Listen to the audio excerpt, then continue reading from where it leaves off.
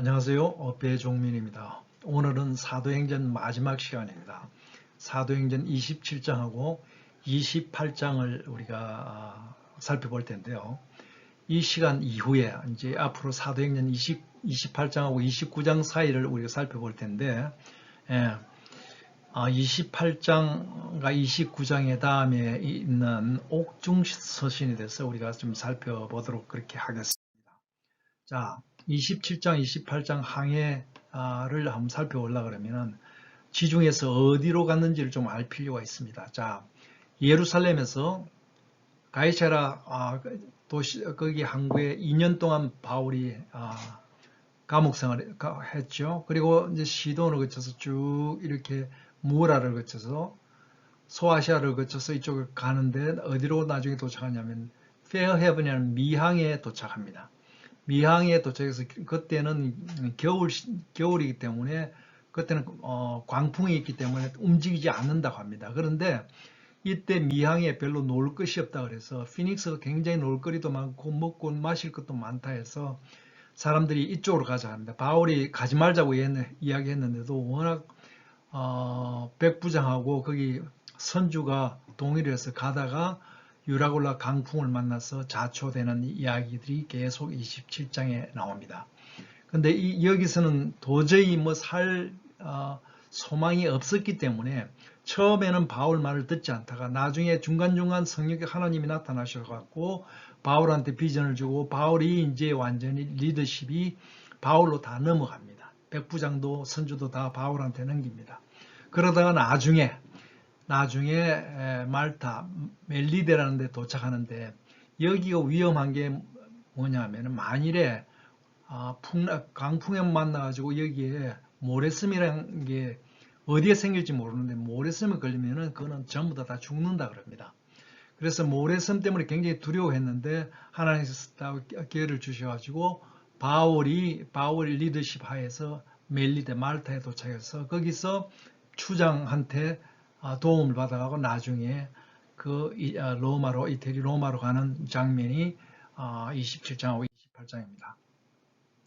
자, 1차 항해, 처음에 가이사랴 2년 동안 있다가 미항까지 가는 이야기를 했죠. 그리고 이제 총 몇 명이냐면 황제 수비대 전체 276명인데 그 중에 3사람이 누가하고 아리스타하고 바울입니다. 자, 그리고 나서 그게 어디로 갑니까?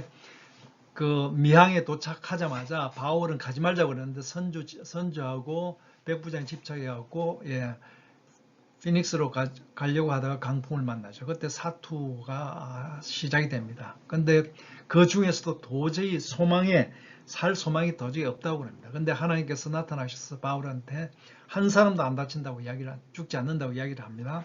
그럼 배는 파손됐지만 배는 육지 가까이 중간에 와서 이제 암초를 만나서 그 위험한 게 있었으나 일단 구조 선주를 절단하고 딴 사람들 도망가지 못하게 합니다. 그리고 나서 거기 자초된 배 속에 있다가 폭풍을 만나서 14일 동안 음식 하나도 못 먹고 있습니다. 근데 바울이 또 하나님 성령님의 인도를 받아서 바울이 경고를 합니다. 모든 사람들이 음식을 억지로도 먹어야 된다. 그래서 모든 사람이 다 바울의 경고를 순종하면서 특히 이제 파선하고 나서 백부장이 협조를 많이 합니다.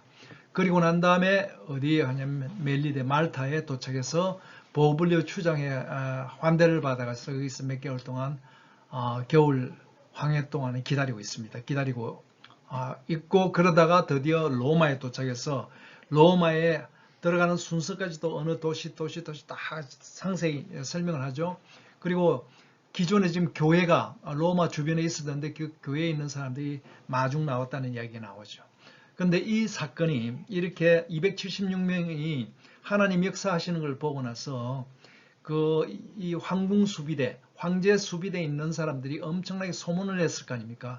이게 나중에 옥중서신 중에 빌립보서 바울이 쓴 걸 보면 1장 12절에 뭐냐면은 내가 이게 체인에 감겨서 이게 로마로 오는 그 과정이 오히려 복음에 확장하는 계기가 되었다. 특별히 황제 주변에 있는 사람들한테 크게 복음을 전파하는 기회가 됐다고 이야기를 하면서 로마에 도착하는데 2년 동안 여기서 연금 상태로 있다고 이야기를 하죠. 그런데 누가는 28장 바울 누가복음 사도행전을 마무리하면서 28장에 이렇게 이사야를 언급하면서 이렇게 이야기를 합니다. 이제 충분히 복음 이야기도 듣고 정말 기적과 사인들을 다 보고 하나님은 어떻게 역사하신 걸 다 봤으니까 이제는 너희들이 선택을 분명히 해야 된다. 온전히 믿든지 안 그러면 완전히 벗어나든지 이제 본격적으로 너희들이 거부를 본격적으로도 이방인한테 갈 것이다 하면서 28장을 결론을 내지 않고 29장을 오픈으로 남겨놓는 듯한 그런 이제 느낌을 받게 되죠.